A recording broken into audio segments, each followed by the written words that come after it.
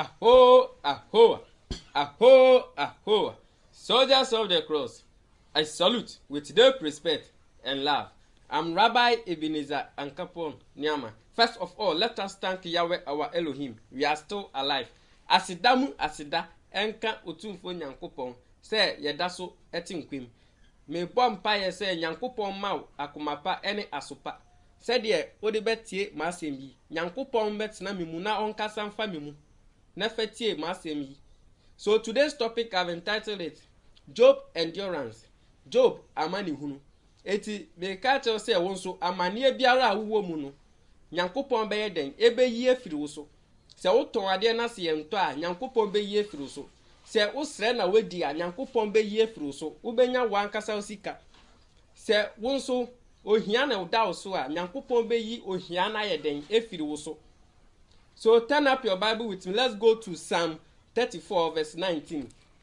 Psalm 34 verse 19. I'm reading to your hearing as I read. Good people might have many troubles or problems, but the Lord will take them all away. Nyankopon say, otini ni amane eyeden edoso.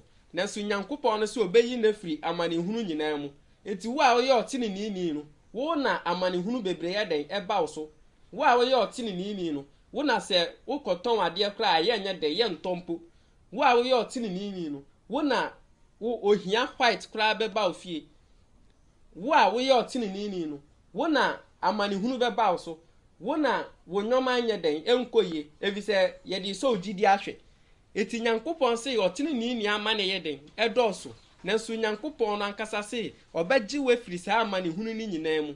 Eti amane hunu bi a wo mu no me hye wo din se echeche se den kra Nyankopon be yi we firi amane hunu nim. Evise o se otini ni na amane hunu ye den eba no so nanso Nyankopon so obeyi na firi mu. Eti yen konkohwe amane hunu a etu Job. Na mema kire wo se amane hunu na wo mu no eye kitwe bi. Evise Job amane hunu no ko mu no. Eso sen wo amane hunu no. Eti wo na wa amane hunu kitwe yi na wo dwendwen wusu. Ene jaisu evise de owo amane hunu bebre mpo Nyankopon yi ni fira amane hunu nim. Ena wo de wo dasu di areho. Jai osu ni areho no na Nyankopon ebe yi amane hunu na eden efiri wo so. Eti yanko Job chapter 1 verse 1 to 22. Job chapter 1 verse 1 to 22.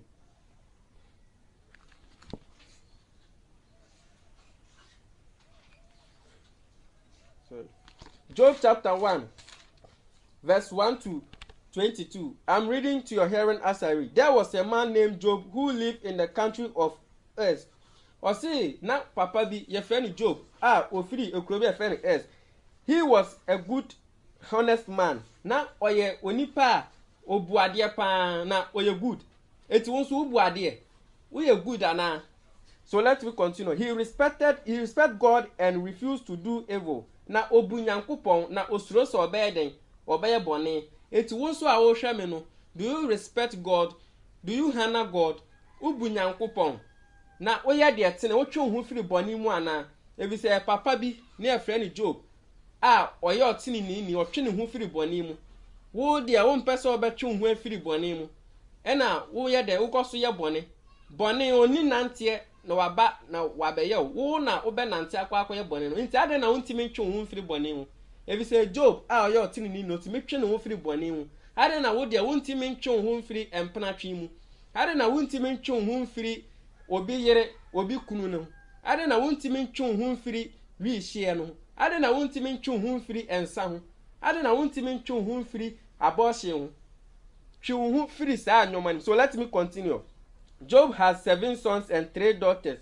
Na Job owo emma 7 ye mema eno owo emma so 3. So let me continue.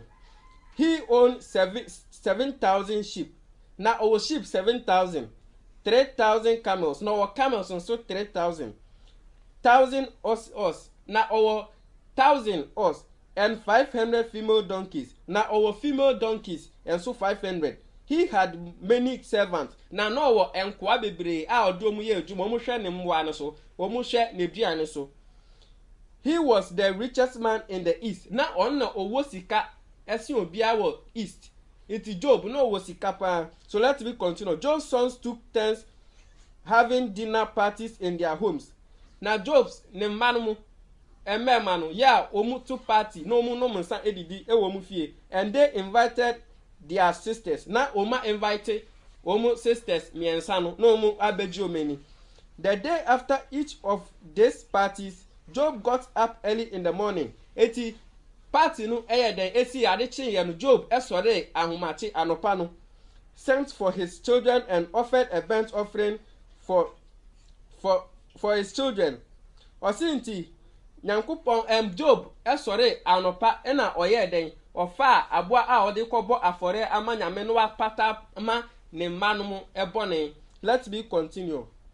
Osinti, and offering a burnt offering for each of them. He thought maybe my children were careless and sinned against God at their party. Eti na Job okobo afore epata bonema ne mmanum na odwin se bia party na ne mmanum ekoye na bia na wo makumemu no wo madidi Nyankopon atem ana wo makumemu no maye bone eti anyame. Eti Job bompa epata ma ne mmanum ebone se nyame mfa omu bone ye den enche omu. Eti wo eja ene ena wo nso wo bompa ye epata wo mmanum bone wo bompa ye ma nyame de omu bone che omu na se wo nya saa de ene start se wo be bompa ye ama wo ma wo be bompa ye ama akonyankopon se nyame mfa wo ma bone ye den enche omu.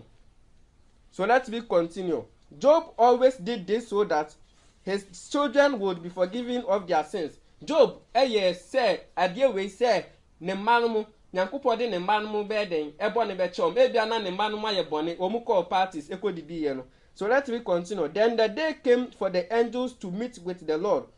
Eti etani duye ana wasoro abofo no ekwa akohia Onyankopon. Even Satan was there with them. Na Satan ede ne ho akofra omumu.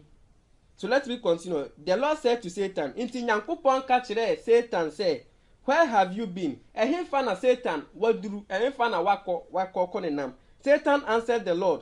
Inna Satan oka kire Nyankopon say, I have been roaming around the earth. Na me ko asasi so ekoba, going from place to place. Na me ko ha na mabaha, na me ko wa na mabaha, na me cheche yade de ma amanfo. Bonsam say onam no okoha no wabaha okoha no wabaha no di edwaman hyehyehye emma no mase wobonsam si okoha obaha no wakoha no wabaha no di ewi any rehye any bone masturbation hyehyehye ma amanfo.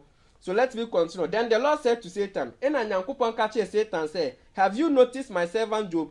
Ena Nyankopon ka che Satan say, na wadwene makoa Job ho ana ebi se wona ma wo checheche yade krono ensanom rehye edwamambo masturbation empnatwe no a wo cheche ma amanfo no wadwene makoa Job ho ana. So let me continue. There is no one on earth like him. Nyankopon can fool Job say Job obia no we wa asase a oti say Job ebi say Job your tin ni eti bonsam wadwene makoa Job ho ana. So let me continue. He is a good faithful man. Nyankopon see Job na oye good na he is a faithful man. Let me continue. He respects God and refuses to do evil. Nyankopon ka kire bonsam say Job obumi pa na otwe ne ho eden efiri boni mu. So let me continue. Satan answered the Lord. Ena bonsam enso ye den e ka kire Nyankopon say, but Job has a good reason to respect you. Bonsam ka kire Nyankopon say, denti a Job respect wo bu wo som wo no e reason bi ntia.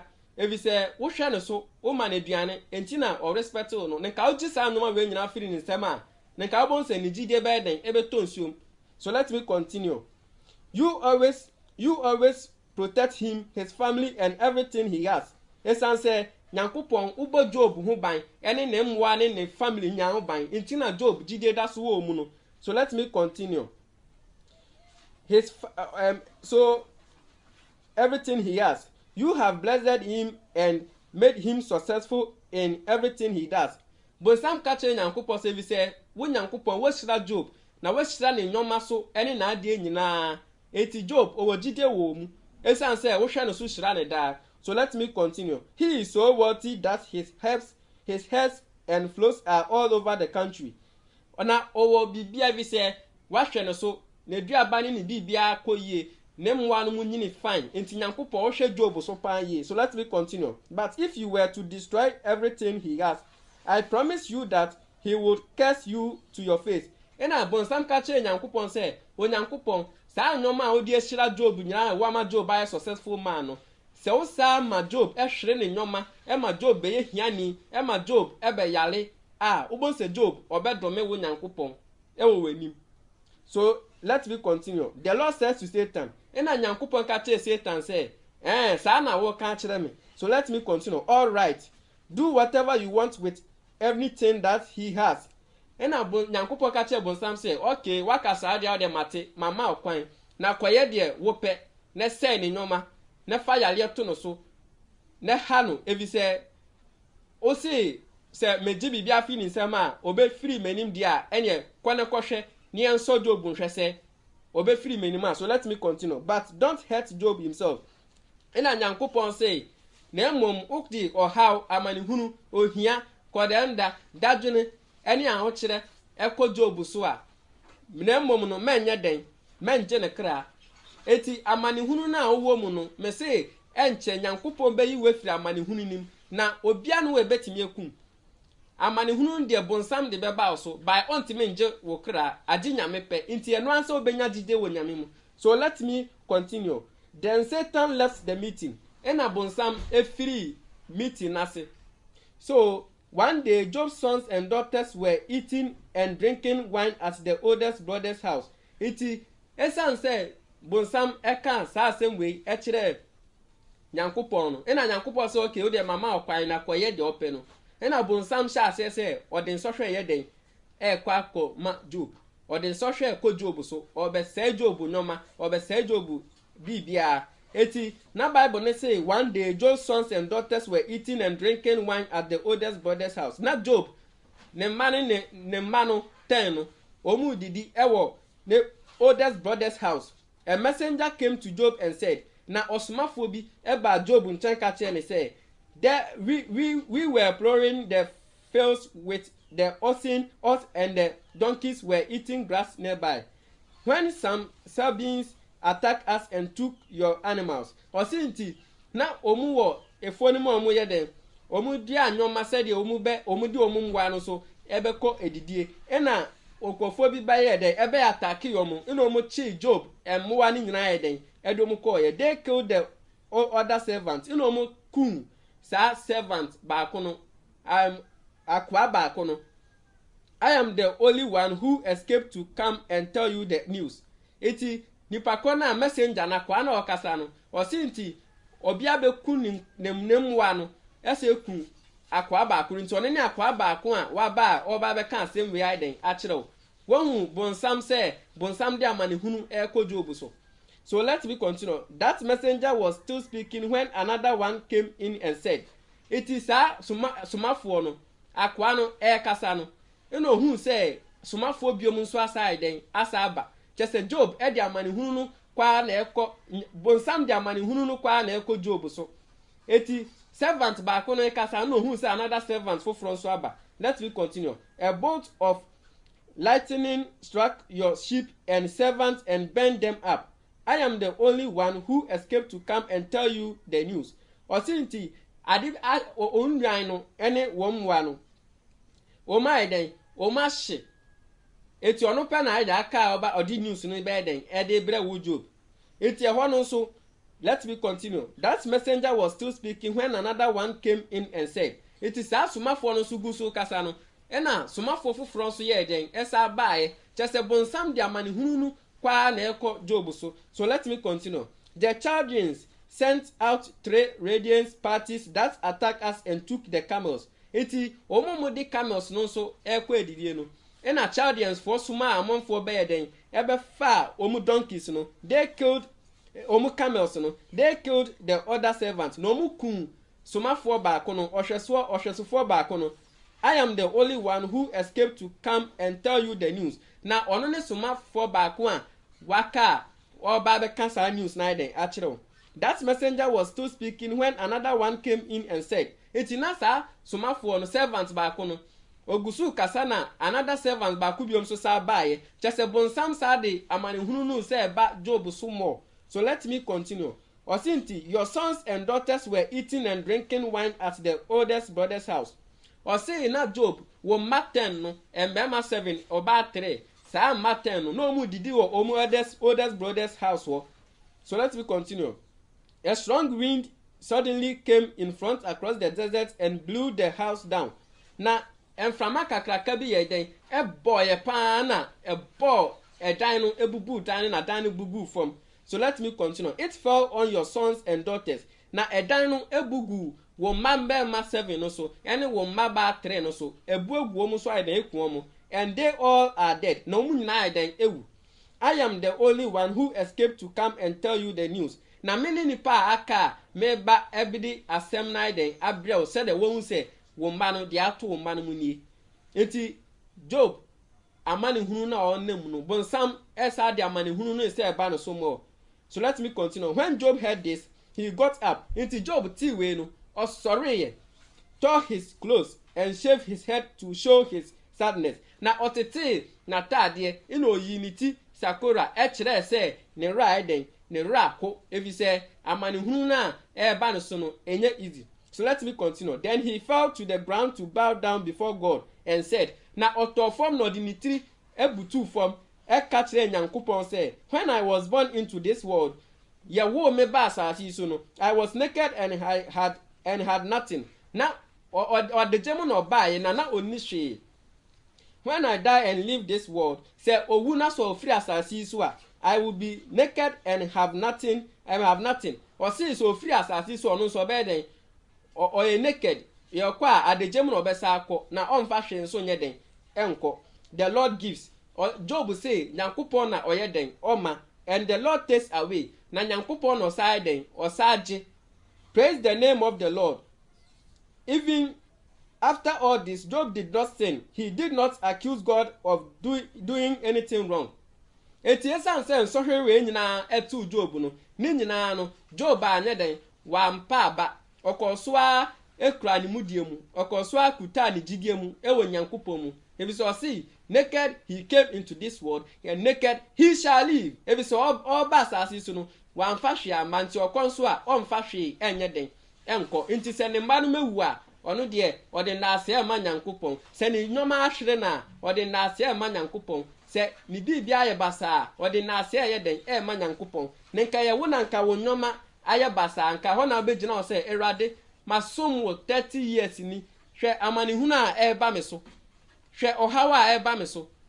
Na wa ma ogidi aye den atonsuom. Na su Job amani hunu to no okuta ni gidie mu ewo nyame mu. Wo a wo tie mi a amani hunu aba so no wo no wo mba wuda. Wo ba wuda. Job ne ma 10 nyina wuye. Na so okoso anya gidie wo nyame mu. Wo amani hunu wo so, wo ayade wo so, wo baba akokora wuda. Na so ade na wo complain etre Nyankopon say ade na ode amani hunu we say aba so. Eti ohaw na wo so no me say enso nchen Job de. Ebi say Psalm 34:19 say otini ni na amane bebre to no. Na so Nyankopon so obaji na firi amane ni nyina mu. Enti mesi amane na wo mu no enche Nyankopon baji we firi amane ni mu. Agi se wonya gide woni mu. Se woni gide wo Nyankopon mu dia wallahi tala ye be den se Nyankopon be sa oyade. Ye be den se obeyi amane hu na firi wo so. Enti also unya gide wo Nyankopon mu abra amane hu no edas wo so. So let me continue. Esan say Job efa amani hunu a bonsam de ansohwe sa to no so no bonsam sa de ensohwe more say ba be den ba be to no so. According to Job chapter 2 verse 1 going no, or see Satan bothers Job again. Satan or sa de amani hunu kese say ba Job so. Let me continue. Then another day came for the angels. Na eda biom sa druye na asura bofu to meet with the Lord. Omu ba be hia Nyankopon. Satan joined them for this meeting with the Lord. Bonsam esa ko wura meeting nim na ode no fole meeting no said there ode no fole meeting na Nyankopon ne abso abofo na iko no ono so ba hobi. Let me continue. The Lord said to Satan, Nyankopon ka kire Satan say, Satan, where have you been? Ehin na Satan wasa akọ. The Satan answered the Lord, I have been roaming around the earth, going from place to place. Na Satan say, ofiri asase so na wo ne nante asase so sade edwomambo wi ensanom cocaine ene loto echiche ma amanfo ogusu chiche de ma amanfo. Let me continue. Then the Lord said to Satan, have you noticed my servant Job? Nyankopon ka kire Satan say, na Satan odi amani hunu ko Job so no me ma kwan a odi amani hunu ko Job so no ekun ne ma eje ne nyoma bibia no ese ne japade ne bibia no wasa adwene Job hu biomu ana. So let me continue. Have you noticed my servant Job? There is no one on earth like him. Nyankopon asa aka Job one same say Job there obia no e wa asase so oye den oti say Job. So let me continue. He is a good faithful man. Na obuade oye good na oye faithful man. Nti wo a wonso utie me ubuade se Nyankopon eba asase so a obekamfo wana. Nyankopon kamfo Job. Wo de Nyankopon ba asase so obetima kamfo wana. Se ohwe na se Nyankopon ba asase so na se ontimi nkamfo de a hyase se obebo brapa manyame asem entena omu na dachi uwu a wo Nyankwaje daiden eda ma okra se de Nyankopon betimi akamfo ebi se owa asase so na se ya nkamfo pa de a na enye ebi se edimpa ye wa asase so edimbone de enye eti o se Nyankopon kamfo Job enti o se wonso Nyankopon timi eden ekamfo se oye ni papa. So let me continue. He respects God and refused to do evil. Nana Job obu Nyankopon na otwe ne ho firi boni mu. Eti wonso otwe ho firi boni mu ana. Woda so wo boni mu. Twe ho firi boni mu. So let me continue. Still faithful even though you ask me to let you destroy without reason everything he has. Satan answered, skin for skin. A man will give everything he has to protect himself. I swear, if you attack his flesh and bones, he will curse you to your face. Eti Job ka che Nyankopon say, Nyankopon wo na wo hwe Job so. Eti say wo de ekuro esa ba wo ma me kwanam de ekuro sa akoma Job a. Job ebesa eden ebesa dome e wo wanim. So let me continue. So the Lord said to Satan, all right, Job is your hands. Job is in your hands, but you are not allowed to kill him. And Nyankopon ka kire Satan say, okay, all right, Satan, why can all the Matthias say, enti Job ehye wonsa. Ye de all the be Job. Na mo menye den, menje ne kra. So let me continue. So Satan left the meeting with the Lord and gave Job painful sores all over his body. Eti Satan free meeting na se. Ena odi ekuro bone ekotu Job. Eti Job na maana opoli ye obutu bubabi.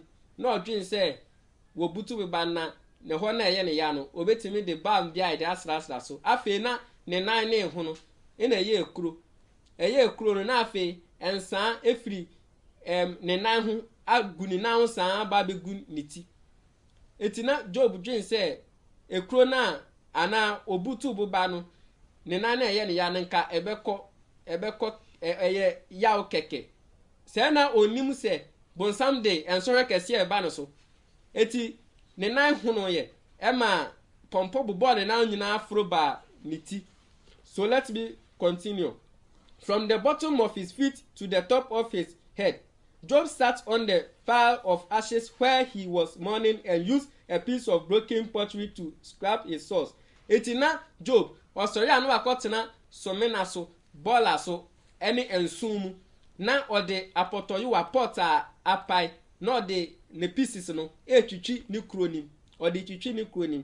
So let me continue. His wife said to him, are you still holding on to your faith? Na ne yire ka kire ne say, Job hwa mani huna uwo mu wo mawu ubi bia hwere wo ekro so asetu uku uda su kita ogide wo nyame mu.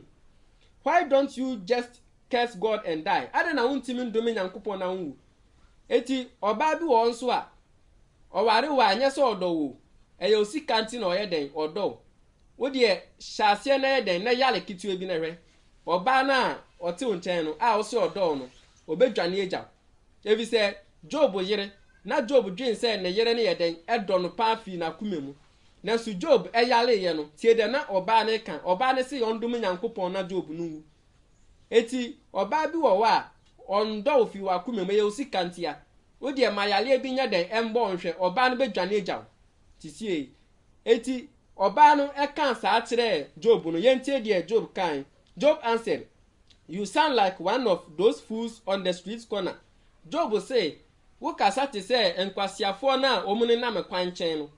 How can we accept all the good things that God gives us and not accept the problems?" And Job ka say, na me yire ade na yentimi nje de ensohwe anyankopon de man. Ebi say nyankopon ye free fit ase nyankopon shira ye ma enye sika. Ade na osade ensohwe ne amanehunu ne ohaw eni yade ba meso de ade na mintimi nje ade na yentimi nje. Into Job cancer, so let me continue. So even after all that happened to Job, he did not sin. It is say, and no mabone ne sa to Job nyina no, wankɔ so anye den, wankɔ so anye bone. If he say Job nya didie say, Nyankopɔn hyira no pa no wo sika ewo the old east. No one ne wo sika. Enti Nyankopɔn edi sika ama no, ene enoma ahonyade ama na Nyankopɔn sa de nsɔhwɛ say ba ne so a, ade na ontimi nje nsɔhwɛ no. Inti sana Job kan inti Job eka sawe still na wankoso anye den anye bone na nimu die kita nyame mu okita nimu die mu okita ni gidie mu. So let me continue. He did not accuse God of doing anything wrong. Na wanye bone bia ewo Nyankopon enim. Eti wonso awa manihunu ma menye bone enti Nyankopon men kasa bebre. Ebi se nyame akwan de eye den edoso. Eti amanihunu bia wo mu no men kasa bebre. So let me continue. Job 3 friends heard about all the bad things that happened to him. Eti Job na ne namfofo miensa ehu de anomuti de na atu Job. So let me continue. So Eliphaz came from Tema. Eliphaz no free Tema. Bildad from Sua. Bildad no free Sua. And Zophar from Nema. Nan Zophar so free Nema. They met together and went to comfort Job and show him their sympathy. Na omuko Job wo eko cheche ne wre esu no. Eti adamfo be na wonsu wo mu. Wo adamfo bone ana adamfo papa mu. Evi se wo yare eda den wa adamfo timi be hwe wa na adamfo be hwe wa nsem be na omu ka kire wo. Omu chechire wo wre ana omu ye de omu dome. Ana omu kansem bone fa so efa ho. Eti adamfo be na uwo mu mombom nsem ma adamfo we mu. Ebi se omu ye ndamfo papa omu ko Job ho eko chechire Job wre. So let me continue. But his friends didn't even recognize him when they first saw him in the distance. Na etan say ne Job namfofo miensa no eba Job wo no. Omu duru echire kakra na omu ba no omenhu Job yie. Ebi se na ekuro tutu no. Ne hu nyina tutu ekuro. Na ni nyoma chese waye basa. Iti omenhu ni ye. So let me continue. They began to cry loudly. No mu sha say na omu yeden. Omu su. They tore their clothes and threw dirt in the air over their heads to show how sad they were. Na omu tete omu atade no. Eno omu fa emu sa netie. Eno omu to edit fa omu tifi egu omu echi. Eshre se omu raho. Intina omu usu. So let me continue. Then they sat on the ground with Job for 7 days and 7 nights. Na omu tina Job ho for 7 days and 7 nights. Eti wo adamfo be na nso wom. So we yale dadem na wadamfo besrawa. Obesrawa for how many days or how many times? Wo yale dadem na se wadamfo ba besrawa. 1 second scra ondi na o ede yoko. Mumbo mpa ya ma Job ndamfofo we nu. Ebi se omu ba ye no. Omu betena Job ho. Echechire ne wre. Abra Job yare no. Omu chechire ne wre for 7 days and 7 nights. So let me continue. They didn't say a word because they saw he was in so much pain. Nyankopon ka asenka omu kwa anka omu chechire ne wre no omu nka asem bi nchire no asem banka ebeto Job asum sedie obenya mo gidie woni mu no. And dan for 3 nso ba no esan say Job oyale a odade ma chese ne hu na tutu ekuro no. Enamfo no hu pain na Job femu no. Omu so ye den, omu so eye din. Eti amani hunu be na wo mesi amani na wo mu no. Unya gidie wo Nyankopon mu a, Nyankopon be yi sa amani hunu na den efiri so. Eti Job nam sa amani hunu no mu. Esore sa to Job more. Iti eka kitu ebi nka Job ni gidie ye den pa no. enti okeka nsem bebre. According to Job chapter 3 verse 1, or see, then Job opened his mouth and cursed the day he was born. Na Job obie na no na odome da ye wo no okeka nsem bebre by wanye den wankasa enti Nyankopɔn da. Okeka nsem bebre say Erade adan na mfitiase no na me wo sika wo hyira me sisi a no me sika ahwere me sisi a no me ton ade kra ye nto sisi a no me demeye bia na e basa adwuma na makopa na asɛn no Erade adan na sisi a wagye sa nyoma we nyina afiri me nsɛm eti Job edome na woda sɛ ne nke anwo no mpa nkenye Job keka nsɛm bebre nanso wankasa enti Nyankopɔn enti amane hunu na wo mu no menkasa kasa bebre menkasa enti Nyankopɔn na sa wo be kasa kasa sama wanhwa a wo be dome Nyankopɔn wanhwa a wo be kasa enti Nyankopɔn enti sɛ wo amane hunu mu anyagide wo nyame mu na nyagide sɛ Nyankopɔn se wo be sa yade according to Psalm 34 verse 90 o se otinini ni amane edoso nanso Nyankopɔn na ase obegye we fira amane hunu nim enti amane hunu be na wo mu menkasa enti Nyankopɔn menkasa kasa bebre mendi wo nkomo nkyere obi amane hunu na wo mu no menkasa kasa nkyere obi fatu Nyankopɔn nim na Nyankopɔn beyi we firi sa amane hunu nim enti Job gusu ye den e kasa asa. Let's go to Job chapter 29 verse 1 to 25. Job chapter 29 verse 1 to 25. Job continues his speech. Ogusu kasa ya. Job continued to speak. Job eka say, I wish my life would be the same as it was a few months ago. Job say, onyanenka na brabo a woman no ete say first pan. When God watched over me and cared for me, Satan mana Job Nyankopɔn ehwe Job so no. Job say onyanenka sada no o sa branim. If say Job Nyankopɔn hwe no so. God's light shine above me. Na Nyankopɔn han no eto Job so sada no. So I could walk through the darkness. I wish for the days when I was successful. Eti Job say eti onam suma na Nyankopɔn ye den eka no ho first pa na no wo sika no. Job say Nyankopɔn ma ni yeye first pa nka onya nka o sa tibia ni.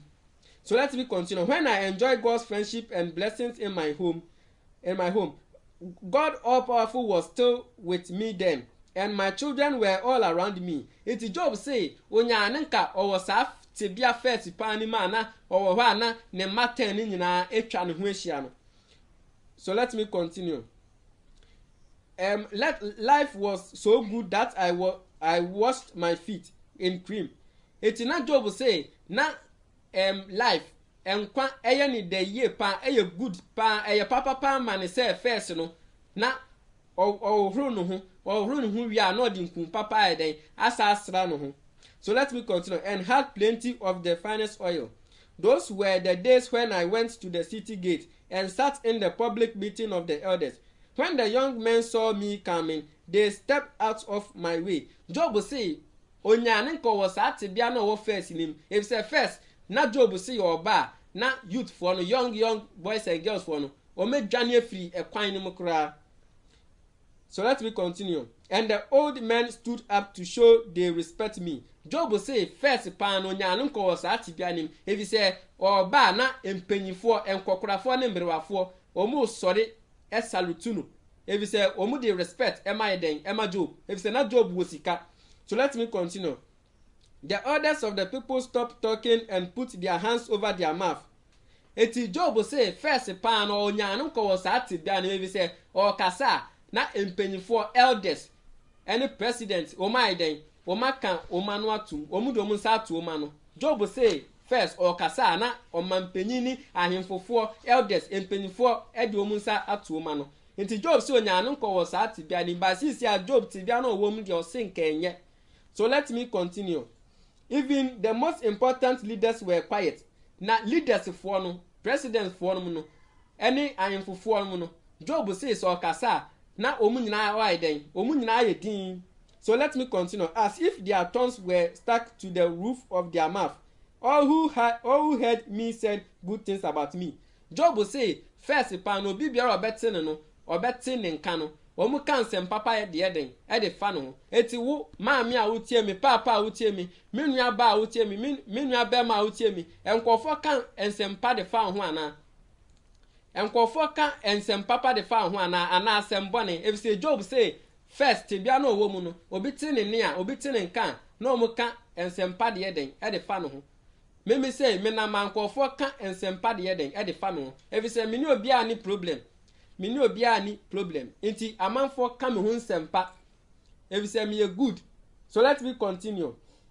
And who okay, those who saw what I did praise me. Obi biara obehu de Job aye no mu praise no because I helped the poor when they cried out. Job will say first ti bia no mo wo mu no amanfo pe na sempa wi say no boa ehiafo so mu su frɛ na iti papa maame wo boa ehiafo amanfo su frɛ o say o mu pesika o boa o ma na se wo mboa o mu a ene hya ase se obe de obe boa o mu me say se mu hu se obi wa ho kyere mu a na e ma reho na o say me ye den me wo bia me ye den me boa sa ni patro no etu wo bia koboa ehiafo. So let me continue. I helped the orphans who had no one to care for them. Job say ti bia no wo first pan mu no na oboa obi a onye den ne papa ewu eja no a onni hweso no Job say oboa sa ni patro no eti ma me papa utemi oboa ejankafo se wo mboa ejankafo ene hya ase koboa ejankafo. So let me continue. People who were dying asked God to bless me. Or see obi a owu no mo ka kire nyankopon say nyankopon nye den enhira omo enhira Job. So let me continue. My help brought joy to widows in need.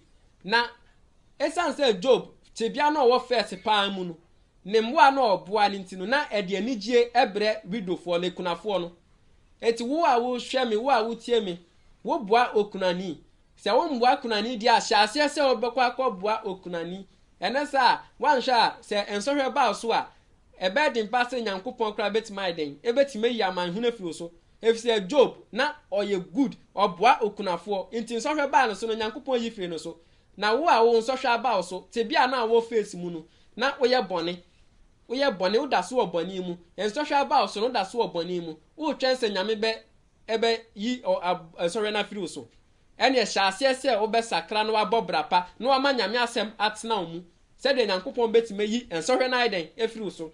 So let me continue. Right living was my clothes.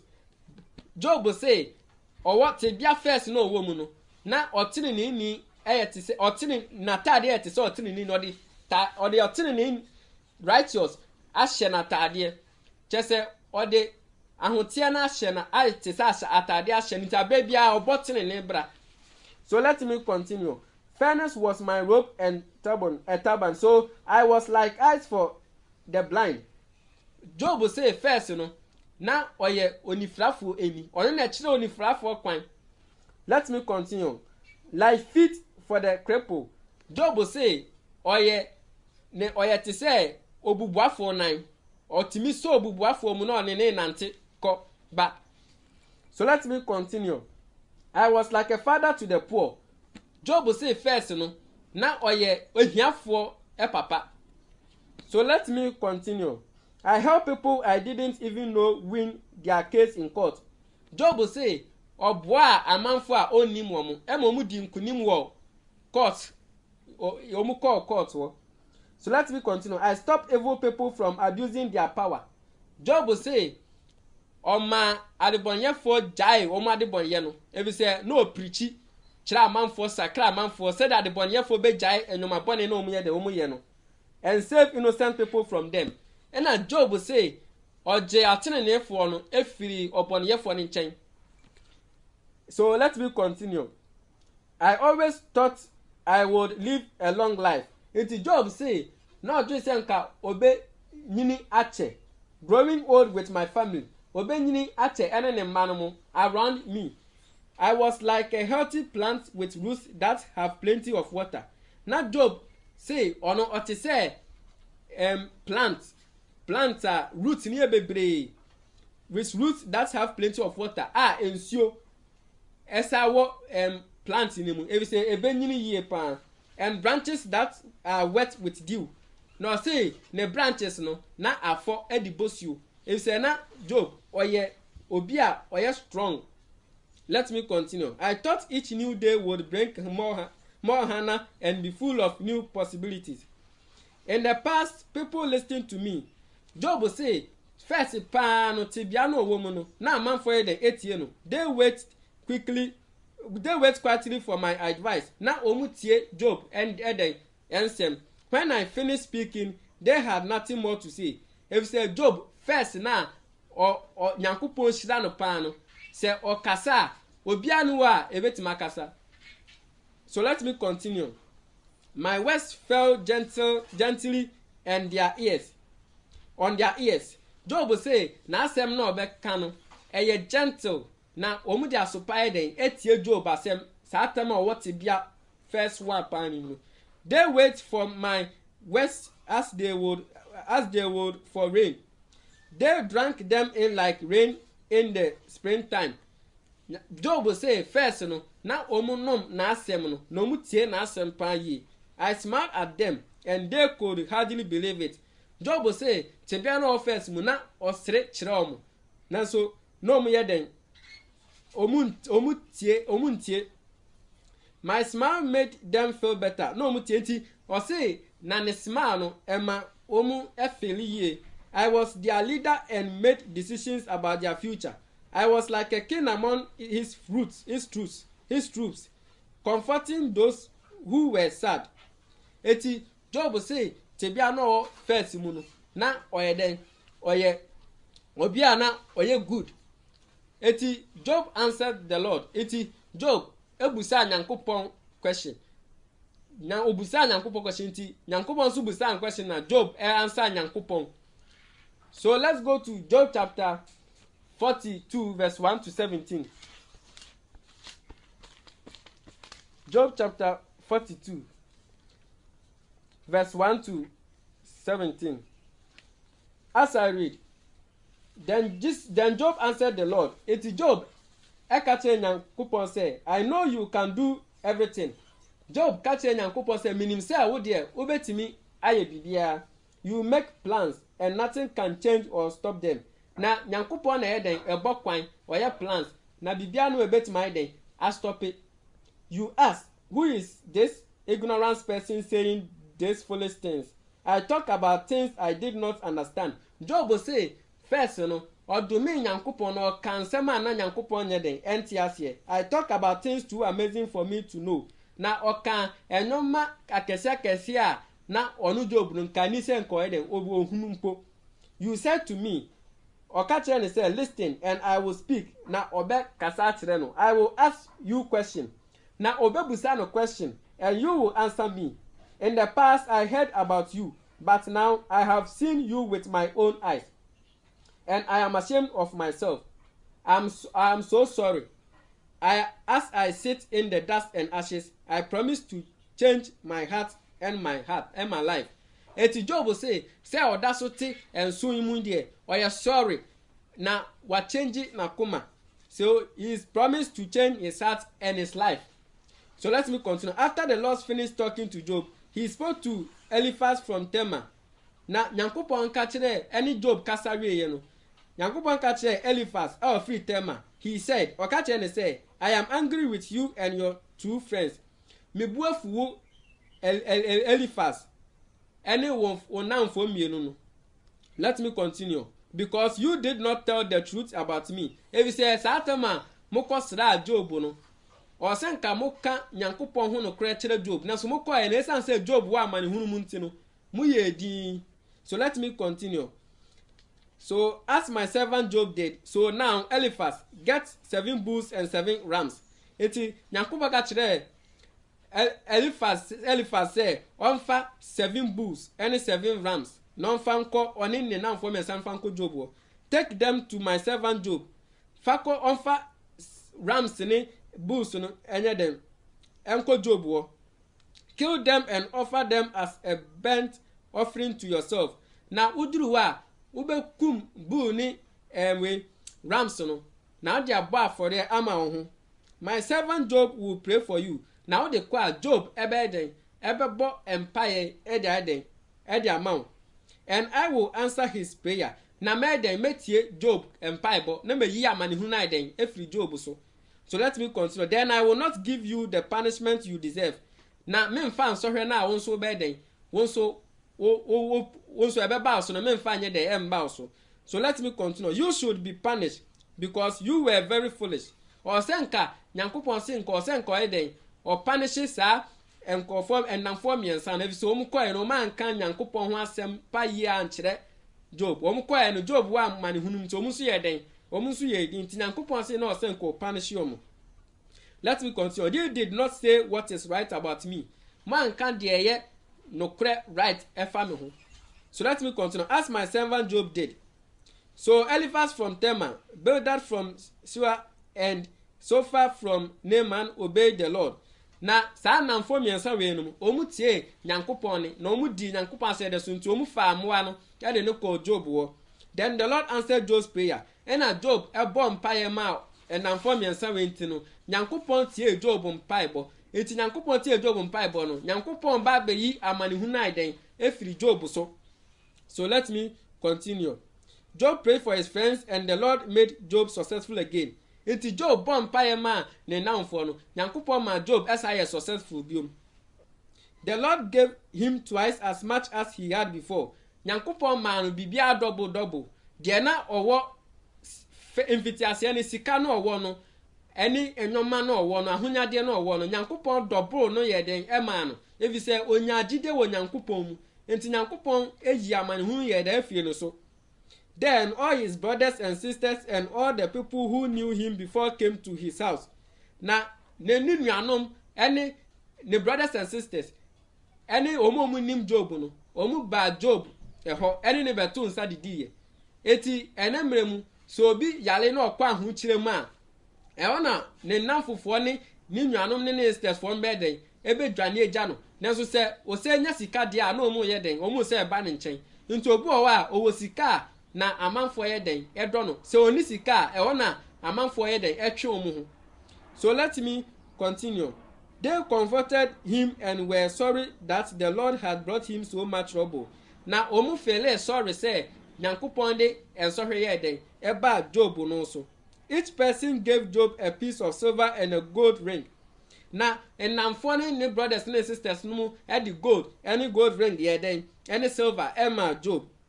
The Lord blessed Job with even more than he had in the beginning. Na Nyankopon shira Job say there no wo infitiase kra no. Enti mesi amane hunu na uwo mu no. Nyankopon be shira wo ama wo be ye kra sen there na oti first no. Enti no so be nya gide wo Nyankopon. So let me continue. Job got 14,000 sheep. Job Nyankopon man 14,000 sheep.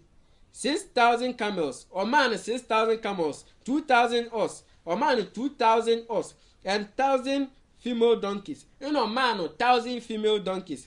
He also got 7 sons and 3 daughters. Now, Job esa ware oba fufro na ose wo ma 7, emma 7, and a ma 3. Te say the first na wo ye 10. So let me continue. He named the first daughter Jemima. Now Job ne ma 7 no awo ye no mema na 3 ne ye ma anti 3 no owo oba owo ma 3 no first oba ba no to din Jemima. So let me continue. And the second daughter Kezia, and a second daughter no so to din Kezia. And he named the third daughter Karen Hapot. No two third daughter no so din Karen Hapot. Job's daughters were among the most beautiful women in all the country. Na Job emma ba miensa no omu hu efe pa sin emma ewo wiase nyina. And like their brothers, they each got a share of their father's property. So Job lived for 140 years more. He lived to see his children, his grandchildren, his great-grandchildren, and his great-great-grandchildren. Job lived to be a very good man and who lived in a good long life. Eti Job tenase pa ye pa enyini che ehu ne mma ene ne mama ene ne mama nyina efiso tenase ewo awontie mo tenase wo righteous mu obo tene ne bra.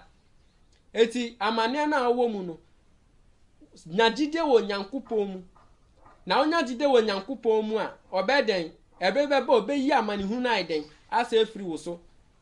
Eti no wa asem bi eka kire mu. Let's go to James chapter 1 verse 12. James chapter 1 verse 12. James chapter 1 verse 12. As I read, great blessings belong to those who are tempted and remain faithful after they have proved their faith. Or see, enshirane woma omu nya abotre omu tu omu buase bre omu huase ewo ensohwemu. Let me continue. God will give them the reward of eternal life. Na nyankopon ebe shiro omu na obemo omu enyini ache obemo omu enkwatenten. That God promised this to all people who love him. Eti enshirane wona omu tu omu buase wo amani hunumu na nyankopon ebe eden ebeji omefiri ne nyina mu na nyankopon be shira omu. Eti nyame akwan eden edoso nyame akwan edoso. Eti ensohwe na uwo mu no men keka wonsem nkyere obi fatu nyame anim na nyame ebetie Bible ewise nyame akwan eden edoso sedi osoro ma do osoro no saa na nyame akwan tie na hwan na ebetima kan nyame akwan edoso bebre sedi empo anu anuatie no saa na nyame akwan tie hwan na ebetima kan empo anu ania nyame akwan doso bebre. Onipa susu a onhu ano onipa dwene ho a onte ase ebisa nyame akwan de eburu nipa adwene so. Eti samane bi ona wo mu a si abotre nya abotre na nyame bagi wafiri amane hunu nim.